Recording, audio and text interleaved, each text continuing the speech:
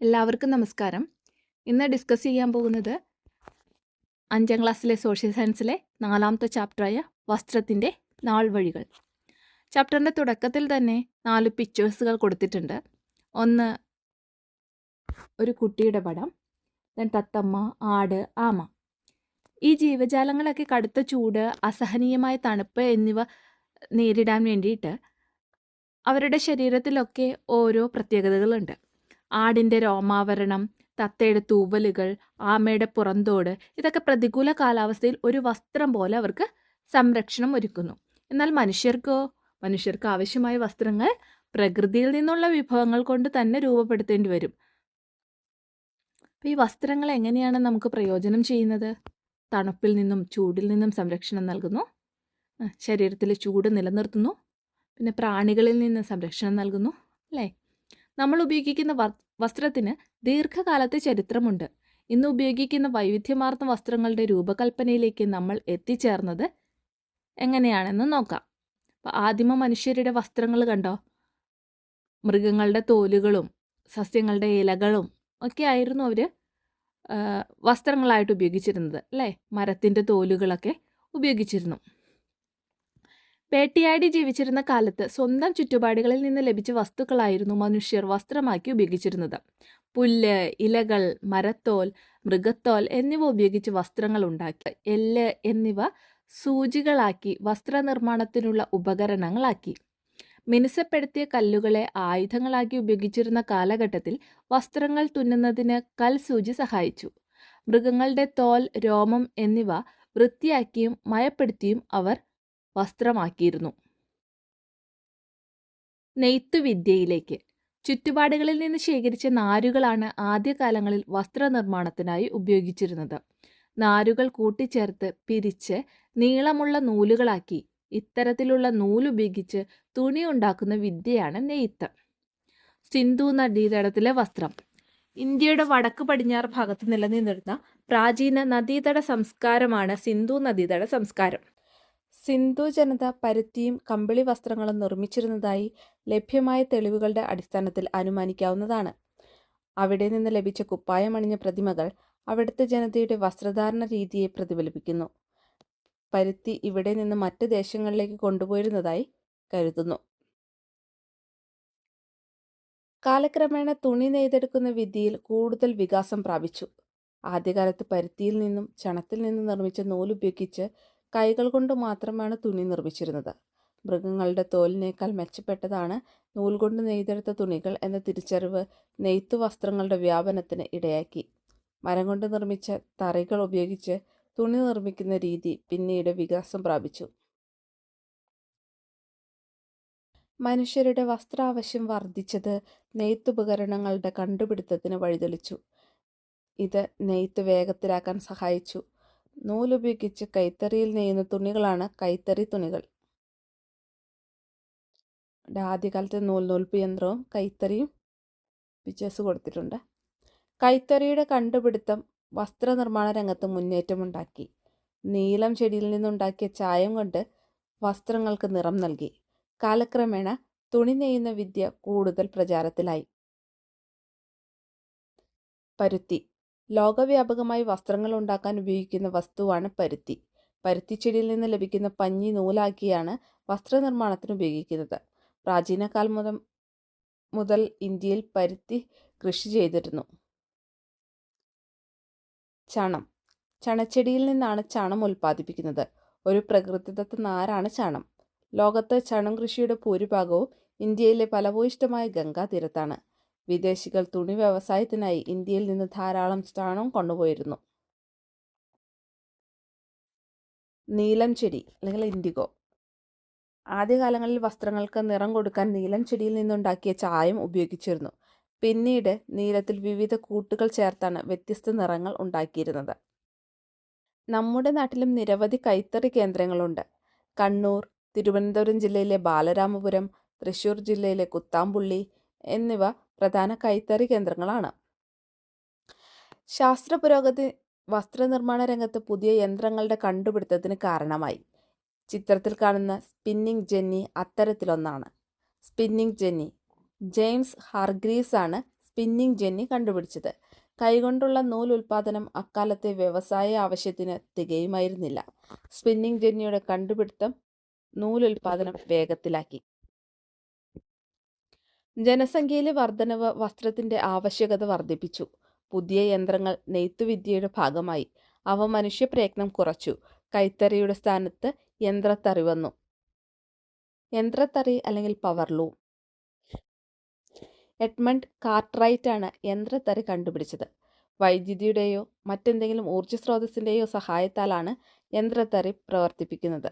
കൈത്തറിയേക്കാൾ വേഗത്തിൽ കൂടുതൽ തുണി ഉൽപ്പാദിപ്പിക്കാൻ യന്ത്രത്തറിക്ക് കഴിയും. യന്ത്രവൽക്കരണത്തിന്റെ ഫലമായി കൂടുതൽ ഉൽപ്പാദിപ്പിച്ച തുണികൾ വിറ്റഴിക്കാൻ കമ്പോളങ്ങൾ തേടി യൂറോപ്യർ ലോകത്തിന്റെ വിവിധ ഭാഗങ്ങളിലേക്ക് സഞ്ചരിച്ചു. കൂട്ടത്തിൽ അവർ ഇന്ത്യയിലുമെത്തി. തുണി വ്യവസായത്തിന് ആവശ്യമായ അസംസ്കൃത വസ്തുക്കൾ ഇന്ത്യയിൽ നിന്ന് അവർ യൂറോപ്പിലേക്ക് കൊണ്ടുപോയി. യന്ത്രങ്ങളുടെ സഹായത്തോടെ അവിടെ ഉൽപ്പാദിപ്പിച്ച തുണികൾ ഇന്ത്യയിലെത്തിച്ച് വിറ്റഴിച്ചു. യൂറോപ്യർ. ഭൂമിയിലെ 7 വൻകരകളിലൊന്നാണ് യൂറോപ്പ്. ഈ വൻകരകളിലുള്ള ജനതയെയാണ് യൂറോപ്യർ എന്ന് വിളിക്കുന്നത്. യൂറോപ്പിൽ നിന്നും കച്ചവടത്തിനായി ഇന്ത്യയിലെത്തിയവരാണ് പോർച്ചുഗീസുകാർ, ഡച്ചുകാർ, ഇംഗ്ലീഷുകാർ, ഫ്രഞ്ചുകാർ എന്നിവർ. ഇന്ത്യയെ കോളനിയാക്കി മാറ്റിയ അവർ ഇവിടെ നിന്നുള്ള അസംസ്കൃത വസ്തുക്കൾ അവരുടെ ദേശങ്ങളിലേക്ക് കൊണ്ടുപോയി. ഇക്കൂട്ടത്തിൽ ഏറ്റവും കൂടുതൽ കാലം ഇന്ത്യയെ കോളനിയാക്കി വെച്ചിരുന്നത് ഇംഗ്ലീഷുകാരാണ്. സമൂഹത്തിൽ വന്ന മാറ്റങ്ങളും വസ്ത്രനിർമ്മാണത്തെ കാര്യമായി സ്വാധീനിച്ചു. വസ്ത്രങ്ങളുടെ ആവശ്യകതയിലുണ്ടായ വർധനവ് കൂടുതൽ നവീനമായ നെയ്ത്ത് യന്ത്രങ്ങളുടെ വികാസത്തിന് വഴിതെളിച്ചു. യന്ത്രങ്ങളുടെ സഹായത്തോടെ ഉൽപ്പാദനം വർദ്ധിച്ചു. ഗുണമേന്മയുള്ളതും വൈവിധ്യമാർന്നതുമായ വസ്ത്രങ്ങൾ കൂടുതൽ ജനങ്ങളിലേക്കെത്തി. വസ്ത്രങ്ങൾക്ക് നിറം നൽകാൻ കൃത്രിമ ചായങ്ങൾ ഉപയോഗിക്കാൻ തുടങ്ങി. ഇന്ന് നമ്മൾ ഉപയോഗിക്കുന്ന ഭൂരിഭാഗം വസ്ത്രങ്ങളിലും കാണുന്ന വർണ്ണവൈവിധ്യം ഇത്തരത്തിലുള്ള ചായങ്ങൾ ചേർത്തുണ്ടാക്കിയതാണ്. യന്ത്രങ്ങൾ ഉപയോഗിച്ച് വസ്ത്രങ്ങൾ നിർമ്മിക്കാൻ തുടങ്ങിയതോടെ ആ രംഗത്തുണ്ടായ ഗുണപരമായ മാറ്റങ്ങൾ ശ്രദ്ധിക്കൂ. യന്ത്രങ്ങളുടെ ഉപയോഗം വസ്ത്രനിർമ്മാണ രംഗത്തിൽ വരുത്തിയ മാറ്റങ്ങൾ. വസ്ത്ര ഉൽപാദനത്തിലെ വർധനവ്, മനുഷ്യരുടെ അധ്വാനഭാരത്തിന്റെ കുറവ്, വസ്ത്രത്തിലെ വൈവിധ്യം, ഗുണമേന്മയുള്ള വസ്ത്രങ്ങൾ, വസ്ത്രങ്ങളുടെ വ്യാപനം. വസ്ത്രനിർമ്മാണത്തിന് പ്രകൃതിദത്ത നാരുകളും കൃത്രിമ നാരുകളും ഉപയോഗിക്കുന്നു. ജന്തുക്കളിൽ നിന്നും സസ്യങ്ങളിൽ നിന്നുമാണ് പ്രകൃതിദത്ത നാരുകൾ ഉൽപ്പാദിപ്പിക്കുന്നത്. കൃത്രിമ നാരുകളുടെ കണ്ടുപിടുത്തം വ്യത്യസ്ത ഘടനയും ഗുണമേന്മയുമുള്ള തുണിത്തരങ്ങളുടെ നിർമ്മാണത്തിലേക്ക് വഴിതെളിച്ചു. പോളിസ്റ്റർ, നൈലോൺ തുടങ്ങിയ കൃത്രിമ നാരുകളുടെ ഉപയോഗം കൂടുതൽ ഈട് നൽകുകയും ചെലവ് കുറഞ്ഞതുമായ വസ്ത്രനിർമ്മാണത്തിന് സഹായിച്ചു. വസ്ത്രനിർമ്മാണത്തിന് ഉപയോഗിക്കുന്ന നാരുകൾ 2 വിധത്തിലാണുള്ളത്: പ്രകൃതിദത്ത നാരുകളും കൃത്രിമ നാരുകളും. ഇതിൽ പ്രകൃതിദത്ത നാരുകൾ ജന്തുക്കളിൽ നിന്നോ സസ്യങ്ങളിൽ നിന്നോ ആകാം. ഉദാഹരണം നോക്കാം. ജന്തുക്കളിൽ നിന്നുള്ളതിന് ഉദാഹരണമാണ് ചെമ്മരിയാടിൽ നിന്ന് കമ്പിളി നാര്, പട്ടുനൂൽ പുഴുവിൽ നിന്ന് പട്ടിൻ്റെ നാര്. സസ്യങ്ങളിൽ നിന്നുള്ള നാരിന് ഉദാഹരണമാണ് പരുത്തി, ചണം തുടങ്ങിയ ചെടികളിൽ നിന്ന് യഥാക്രമം പരുത്തിനാരും ചണനാരും നിർമ്മിക്കുന്നത്. അടുത്തത് കൃത്രിമ നാര് എന്താണെന്ന് നോക്കാം.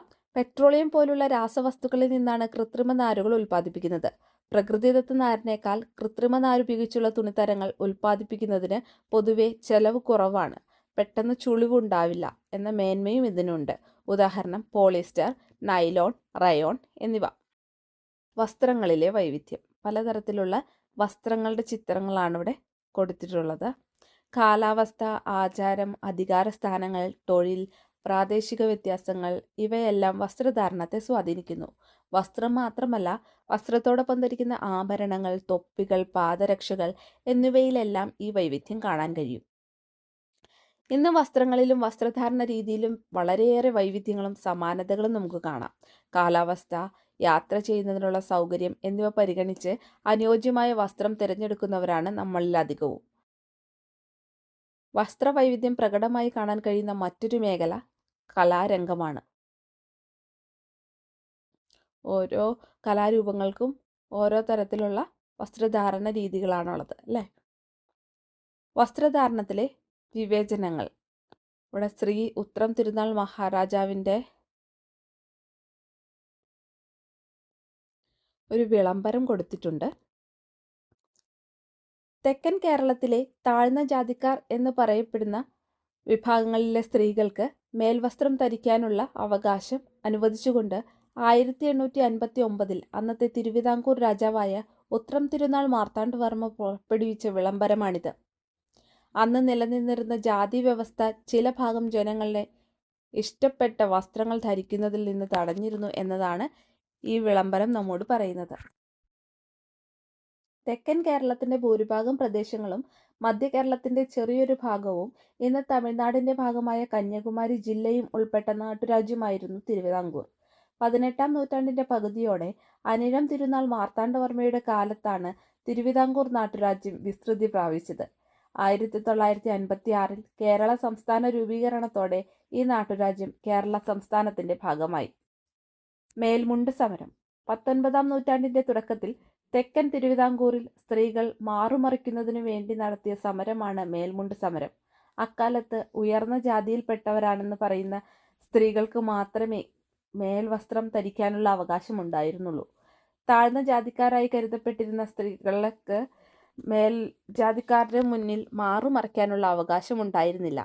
ഇതിനെതിരെ 19-ാം നൂറ്റാണ്ടിന്റെ ആദ്യഘട്ടത്തിൽ ഈ അവകാശം നേടിയെടുക്കുന്നതിനായി നടത്തിയ സമരമാണ് മേൽമുണ്ട് സമരം. വസ്ത്രം ഒരു സമരായുധം. പലതരം ചൂഷണങ്ങൾക്കെതിരെ ഒരു സമരായുധമായി വസ്ത്രത്തെ കഴിഞ്ഞ കാലങ്ങളിൽ ഉപയോഗിച്ചിട്ടുണ്ട്. ഇതിലെ ഏറ്റവും പ്രധാനപ്പെട്ട ഒന്നായിരുന്നു ഇന്ത്യൻ സ്വാതന്ത്ര്യ സമരത്തിൽ മഹാത്മാഗാന്ധിജിയുടെ നേതൃത്വത്തിൽ നടന്ന പോരാട്ടങ്ങൾ. ഖാദിയും ചർക്കയും നൂൽനൂൽപ്പും വിദേശ വസ്ത്ര ബഹിഷ്കരണവും ഗാന്ധിജി സ്വാതന്ത്ര്യ സമരത്തിന്റെ ഭാഗമാക്കി. ചർക്കയിൽ നൂൽ നൂൽക്കുന്ന ഖാദി വസ്ത്രങ്ങളെയാണ് ഗാന്ധിജി പ്രോത്സാഹിപ്പിച്ചത്. ഖാദി വസ്ത്രങ്ങൾ ധരിക്കുവാൻ അദ്ദേഹം ജനങ്ങളോട് ആഹ്വാനം ചെയ്തു. ഇത്തരത്തിൽ സ്വദേശി വസ്ത്രങ്ങൾ നിർമ്മിച്ച് ഉപയോഗിച്ചുകൊണ്ട് വിദേശ വസ്ത്രങ്ങൾ ബഹിഷ്കരിക്കാനാണ് ഗാന്ധിജി ആവശ്യപ്പെട്ടത്.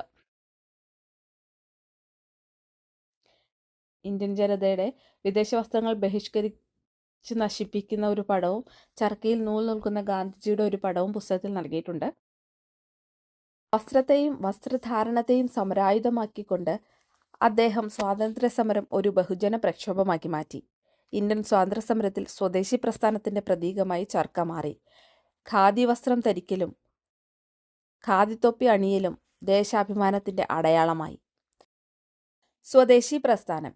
ഇന്ത്യൻ സ്വാതന്ത്ര്യ സമരത്തിന്റെ ഭാഗമായി 1905 ഓഗസ്റ്റ് 7-നാണ് സ്വദേശി പ്രസ്ഥാനം ആരംഭിച്ചത്. ബ്രിട്ടീഷ് നിർമ്മിത വസ്തുക്കൾ ഉപയോഗിക്കുകയും ഇന്ത്യൻ നിർമ്മിത വസ്തുക്കളുടെ ഉൽപ്പാദനവും ഉപയോഗവും പ്രോത്സാഹിപ്പിക്കുകയും ചെയ്യുക എന്നതായിരുന്നു ഇതിന്റെ ലക്ഷ്യം.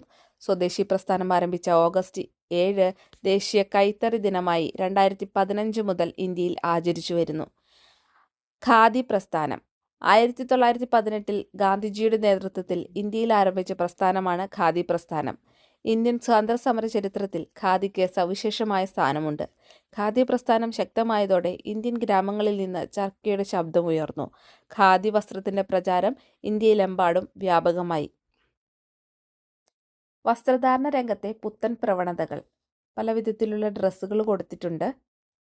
വസ്ത്രനിർമ്മാണ രീതിയിൽ മാത്രമല്ല, രൂപകൽപ്പനയിലും ശൈലിയിലും ഉപയോഗത്തിലും ദിനം പ്രതി മാറ്റങ്ങൾ വന്നുകൊണ്ടിരിക്കുന്നു. വ്യക്തിപരമായ മുൻഗണനകളും താൽപ്പര്യങ്ങളും സൗകര്യങ്ങളും ഇന്നത്തെ വസ്ത്രധാരണത്തെ ശക്തമായി സ്വാധീനിക്കാറുണ്ട്. സൗന്ദര്യ സങ്കല്പത്തിലെ മാറ്റത്തിനനുസരിച്ച് പുത്തൻ വേഷവിധാനത്തിലും കൗതുകകരമായ വളർച്ചയുണ്ടായി. പരസ്യങ്ങൾ, സിനിമകൾ, സാമൂഹ്യ മാധ്യമങ്ങൾ തുടങ്ങിയവ വസ്ത്രങ്ങളുടെ തിരഞ്ഞെടുപ്പിനെ കാര്യമായി സ്വാധീനിക്കുന്നുണ്ട്. ഇന്ന് ഫാഷൻ ഡിസൈനിങ്, എംബ്രോയിഡറി തുടങ്ങിയ മേഖലകളിൽ ധാരാളം തൊഴിലവസരങ്ങൾ തുറന്നിടുന്നുണ്ട്. ഫാഷൻ ഡിസൈനിങ് ഇന്ന് വലിയൊരു തൊഴിൽ സാധ്യതയുള്ള പഠന മേഖലയായി വളർന്നിരിക്കുന്നു. വസ്ത്രനിർമ്മാണ രംഗത്തെ വിവിധ തൊഴിൽ മേഖലകൾ ഒരു ചാർട്ടിൽ തന്നിട്ടുണ്ട്. ഏതൊക്കെയാണെന്ന് നോക്കാം. വസ്ത്രനിർമ്മാണ രംഗത്തെ തൊഴിൽ മേഖലകൾ: നെയ്ത്ത്, വസ്ത്രാലങ്കാരം, തുന്നൽ, എംബ്രോയിഡറി, ഡിസൈനിങ്, ചായം മുക്കൽ, നൂൽനൂൽപ്പ്.